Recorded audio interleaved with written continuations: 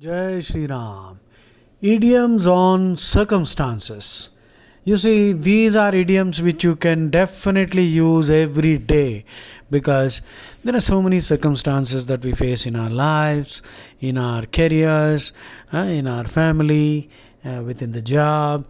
And if you are a politician, doctor, lawyer, anywhere and everywhere, different kinds of difficult situations keep coming up. So, these are idioms on circumstances which are very, very useful for you. Keep listening. Grit one's teeth. To grit one's teeth. Act bravely and courageously in a challenging situation. So, Ramesh gritted his teeth, overcame his fear of heights, and climbed the ladder. So, uh, uh, then some more examples. Lakshmi gritted her teeth and continued with her demanding work despite the difficult circumstances. So facing a challenging workout can be exhausting, but you just have to grit your teeth and push through it. Okay? So grit one's teeth. That means you are willing to courageously do the demanding work and not chicken out. Even if it is challenging and exhausting, you're not going to chicken out. So grit your teeth and get to work. So the next one is comes to the crunch. When the situation comes to the crunch, that means a critical moment or crucial time. When you are in a tight corner, I am ready to resign due to this if it comes to the crunch. So when pinch comes to the crunch, that's a nice phrase. It is not included here. When pinch comes to crunch, pinch comes to crunch. You see, in a pinch, if you are in a pinch, that means you are in a situation where the preferred or ideal choice is unavailable. So if you are in a pinch, that means you don't have what you want. So when pinch comes to crunch, that means the situation is it has become very critical, very bad actually. So it has deteriorated from bad to worse. So instead of saying bad to worse, you can say when pinch comes to crunch. No feeling is final. So no situation is permanent. Nail biter. If you describe something as a nail biter, that means it's a close contest which induces anxiety or tension. So this is a term you can often hear in cricket matches. Anyway, the other side of the coin, contrasting arguments. You should consider the other side of the coin. That means, there's a nice phrase, that means the opposing argument. Don't hit the panic button. Prepare for disaster. Hit the panic button. So, hit the panic button means prepare for disaster. So, you hit the panic button. It can be press the panic button, push the panic button, smash the panic button, hit the panic button, hit the panic button, press the panic button, push the panic button, smash the panic button, hit, press, push, smash, hit the panic button, press the panic button, push the panic button, smash the panic button. Actually, it's a negative phrase. Prepare for disaster. React poorly to a circumstance. So, the result of being caught off guard. To implement a haphazard plan. Chaotically reacting. Do something quickly without thinking about it in order to deal with a bad and difficult or worrying situation. So, don't hit the panic button. Be calm. Don't hit the panic button. Press the panic button. Push the panic button. Smash the panic button. Please don't hit, press, push or smash the panic button. Stay calm. Study the Bhagavad Gita. Become a sthita prajna. Okay, the next one is wide berth. WIDEBERTH. To avoid. So you leave a wide berth for the dog. That means, or he may bite you. So to give somebody a wide berth means to avoid that fellow. Avoid, stay away from, keep away from. Mitigating the collision, sizable allotment. Make sure you leave a wide berth for these people. Give him a wide berth. That means to avoid that fellow. Give somebody a wide berth. Stupid people are. We are fully surrounded by stupid people who are degenerating into idiots. Fools are becoming idiots. Wholesale. They are worshipping Chand Miya, Banda Miya, Grave Miya. All kinds of crappy religions are there. So give them a wide berth. Don't try to argue with them. They will beat you with experience and pull you down to their level, and you will not be able to match their whataboutery. Next, bury the head in the sand. Hide from the truth. People, you see, very often you find people are they will never be able to face the truth. They like to bury the head in the sand. So continue to bury your head in the sand. That means avoid learning the truth, hide from the truth.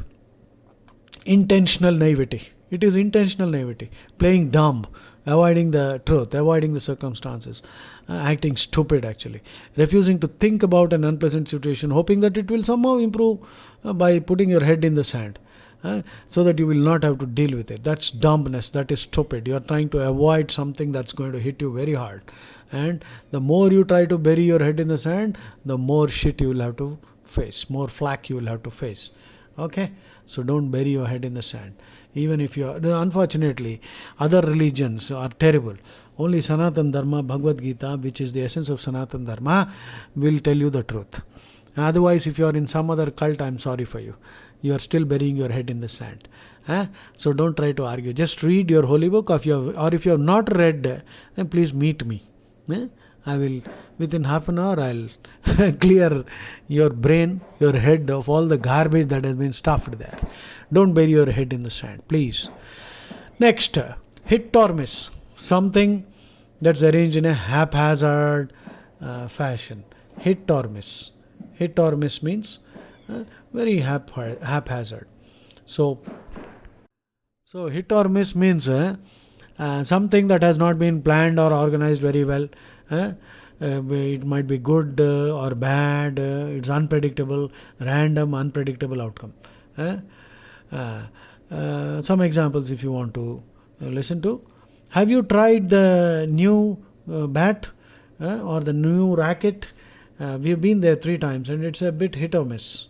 The decor was really hit or miss. We have decided on a date for the excursion, but the weather will be hit or miss. It depends on what mood the chef is in, because the food can be really hit or miss in that cafe. The food can be hit or miss if the chef is in a bad mood, because everything depends on the chef's mood. The food can be hit or miss. So hit or miss means unpredictable, random. You will not know. It's haphazard. The next one is through thick and thin. Through thick and thin, under all conditions, no matter how challenging it is. So my friend has supported me through thick and thin. To support someone through good and bad times, to do something even though the circumstances are not good or ideal, to stay by somebody's side over a long period of time even when the times are tough. That is a true friend. My best friend has supported me through thick and thin. So even though there are rumors that the company is in trouble, we plan to stick to it through thick and thin. So through thick and thin. Troubled waters. Next phrase. A difficult phase in life. The situation is getting worse. Situation is getting worse, but all the members of the company, but like all the other members of the company, he was fascinated by troubled waters. Troubled waters means a difficult phase of life, a time filled with problems, falling into a confusing situation, panicky condition, chaotic situation, bad experience, a circumstance that is charged with stress. Troubled waters. So stay away from those who try to fish in troubled waters. Now, fishing in troubled waters is a very interesting idiom. We will discuss that after I finish with this. Fishing in troubled waters. So this company has been in troubled waters for so many years now. Your irresponsible behavior would have all brought us, your irresponsible behavior has actually brought us all into this troubled waters. It is pretty hard to pour oil over troubled waters, but Raja was brave enough to do that, pouring oil over troubled waters to make it calm. So let's not enter into the troubled waters of sectarianism.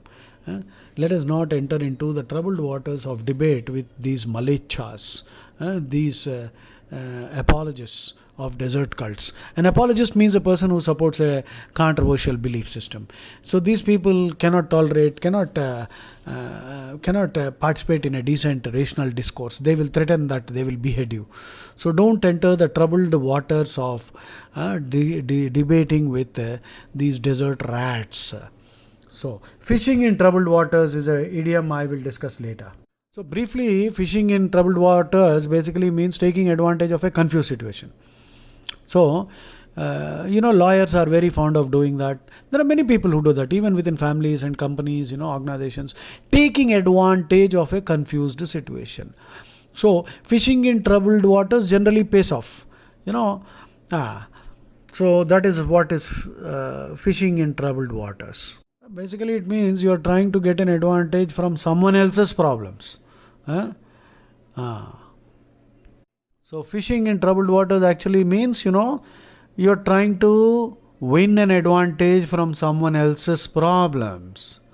Okay, similar idioms are a stick to beat someone with. Eh? So fishing in troubled waters, gaining advantage, you to try to gain something, and take advantage of a troubled or confused situation. Lawyers, they keep fishing in troubled waters. So fishing in troubled waters again means to take advantage of an uncertain situation for personal profit. For personal profit, you are trying to take advantage of a troubled or uncertain situation. That is fishing in troubled waters.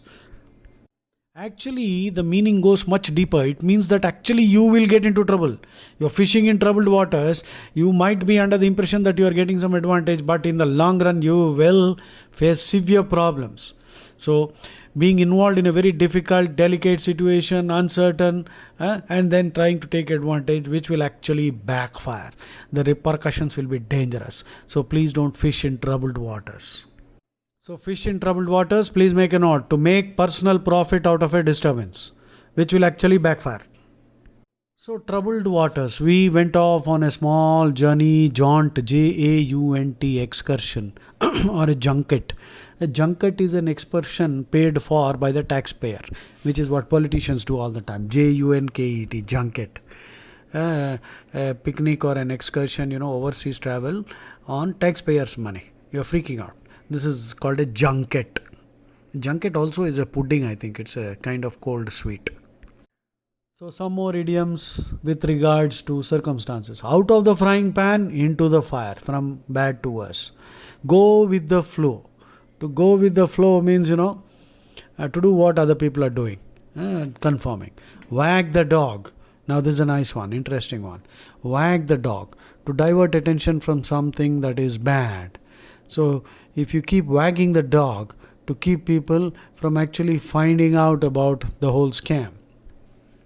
So wagging the dog, diverting attention, like a red herring. So the next one is drastic times call for drastic measures. Desperate illnesses need desperate remedies. Extreme circumstances can only be resolved by equally extreme kind of remedies. Okay. The next one, play it by ear. Play it by ear. Chou tut kaan ke saath. Play it by ear. Improvise. Act without preparation. I decide most of the time. I prepare for my talks, but I play it by ear. Play it by ear means to improvise. Spontaneously bring about some changes. An ad-lib speech, extempore, unpremeditated. Unpremeditated. Premeditated means planned, unrehearsed. So played by ear means unrehearsed, improvising, acting without preparation, to let things go as they may, determined on the circumstances, according to the demand of the situation. Rather than adopting to a new academic strategy, I decide to play it by ear. So let's just play it by ear. Let us just play it by ear. You have to play it by ear. Let us just play it by ear. We can play it by ear and decide when to do whatever. We can play it by ear. No, I'm not sure. Hello, let us play it by ear. So these are all expressions I just used so that you can understand how this play it by ear means improvise. Let's play it by ear. Okay, next. In dire straits, experience difficult financial conditions or circumstances. If you are in dire straits, that means it is really bad. The situation is really bad. Come to a head, next expression. To reach a point in a situation where action needs to be taken. So, come to a head. that to reach a point in a situation where action has to be taken, a culmination of events leading to a conclusion, come to a crucial point, to come to a point when a problem has to be solved. So the negative political climate in our country seems to have come to a head. People have to decide. You cannot, vote that Papu Rascal and all the other scoundrels. Modi is the best. The negative political climate in our country seems to have come to a head now. Now we have to decide. Enough is enough. This pseudo-secularism is corroding our vitals. The investigation came to a head last week when so-and-so was finally found guilty of fraud. So the investigation came to a head. The battle between the two factions came to a head today. That means it has reached a point where an action has to be taken. So we cannot go on indulging in brinkmanship. So brinkmanship is waiting for the last minute, to do something. Sometimes political brinkmanship, sometimes that is also useful, but you must be careful. So brinkmanship is dangerous. So in dire straits means very serious bad circumstances, extreme danger, difficulty, causing or involving great fear or suffering, experiencing difficult financial conditions or circumstances. The entire country is in dire straits because of bad leadership, and the fish is rotting from the head down. We are in dire straits. The whole nation is in dire straits. So that is being in dire straits. He is in dire straits now because his factory got burnt down, and now he is in dire straits. Jai Shri Ram. Keep using these phrases and improve your communication. Jai Shri Ram.